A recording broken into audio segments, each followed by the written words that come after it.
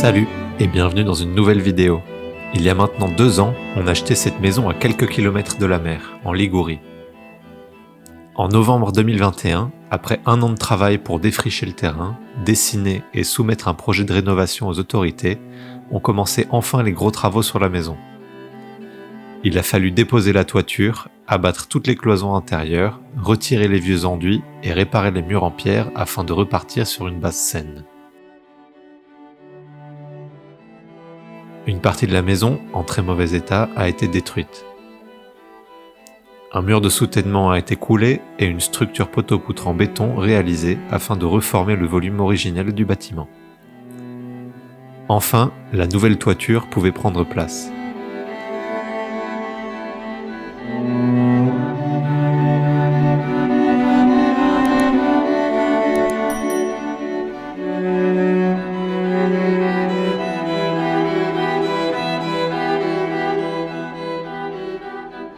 Après les péripéties que vous connaissez, celle-ci est enfin terminée.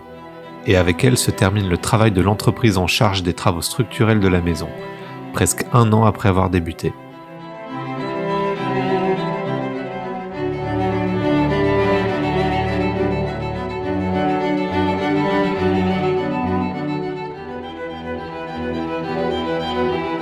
Mais laissez-nous revenir quelques semaines en arrière. Dans l'épisode 28, vous nous aviez vu terminer l'habillage en pierre de la partie cuisine-salle de bain, laissant la voie libre aux ouvriers pour terminer la couverture. Seulement voilà, grâce à un de vos commentaires, nous réalisons qu'une grave erreur a été faite lors de la pose de la toiture.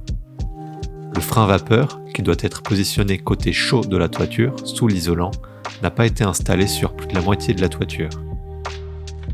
Les ouvriers l'ont confondu avec une membrane imperméable hautement perspirante à la vapeur d'eau. Tout l'inverse donc. Sans frein vapeur, le risque est que la vapeur d'eau générée dans la maison, surtout en hiver, ne condense au contact de matériaux froids à l'intérieur de la toiture, que ce soit notre laine de chanvre ou des éléments en bois de l'ossature de la charpente. Nous avons trouvé un programme en ligne qui permet de simuler le comportement de la vapeur d'eau par rapport à notre toiture. Le résultat de la simulation est assez alarmant et donne peu d'espérance de vie à notre toiture en l'état actuel. L'apparition d'eau à l'état liquide au contact de la laine de chanvre pourrait lui faire perdre ses propriétés isolantes, mais aussi faire pourrir le bois de la charpente. Et n'oublions pas que 70% des déperditions de chaleur d'une maison se font par la toiture.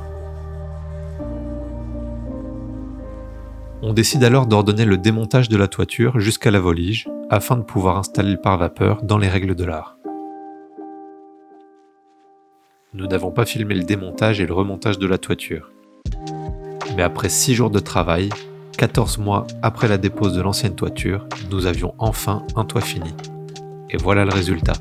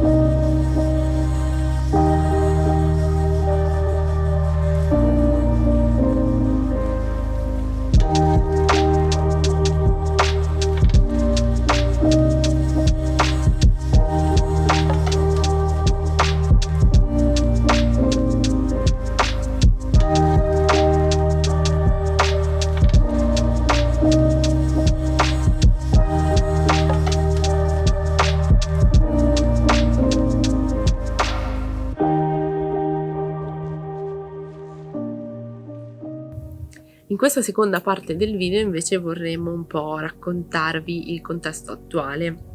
e perché spesso siamo costretti a fare delle scelte piuttosto che delle altre in cantiere.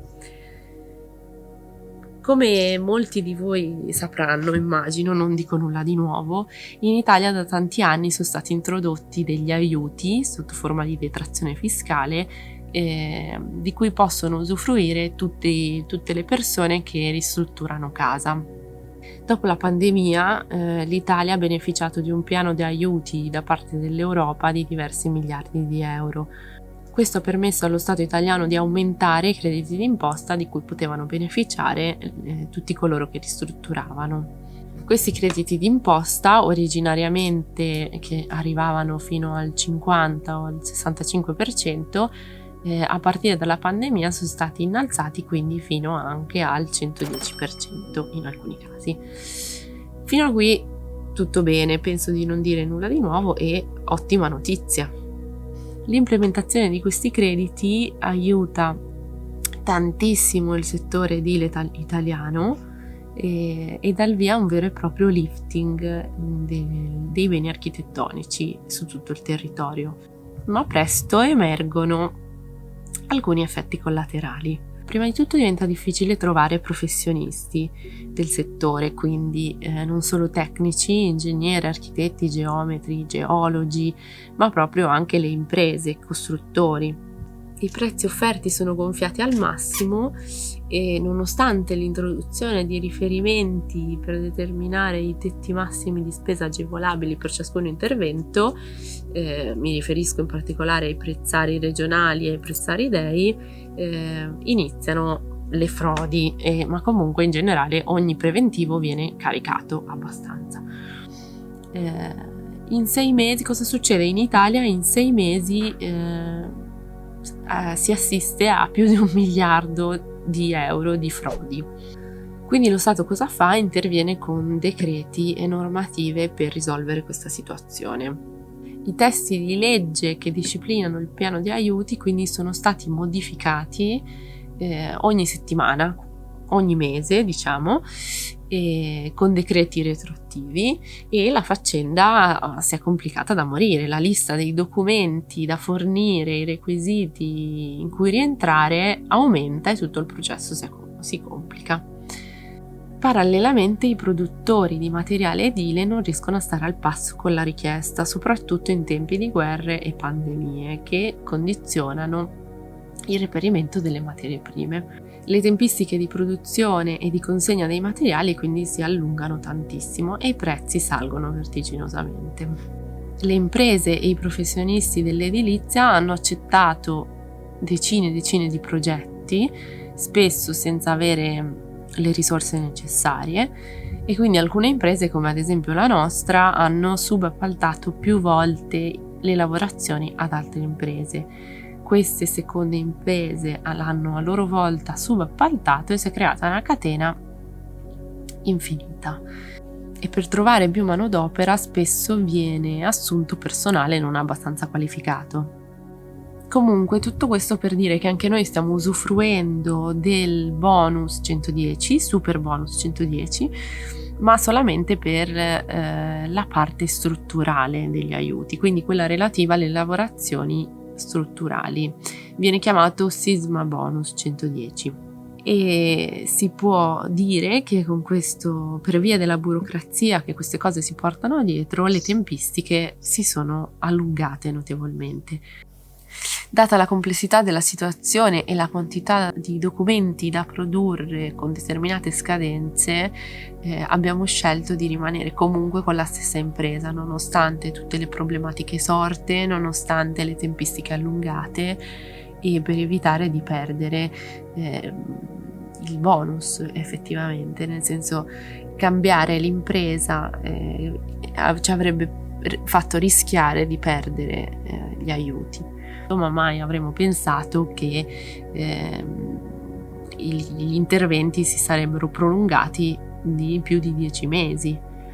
Gli ultimi interventi realizzati dall'impresa sono stati ultimati solo la scorsa settimana, e mi riferisco alla sostituzione degli architravi e alla posa del primo strato di intonaco, il rinzaffo. e finalmente abbiamo finito questi lavori strutturali. L'atmosfera era un po' tesa, quindi abbiamo evitato di filmare durante questo loro ultimo intervento, però siamo contenti che finalmente sia finita. Siete state in molti a unirsi a noi e ora a seguirci siete più di 5.000 follower.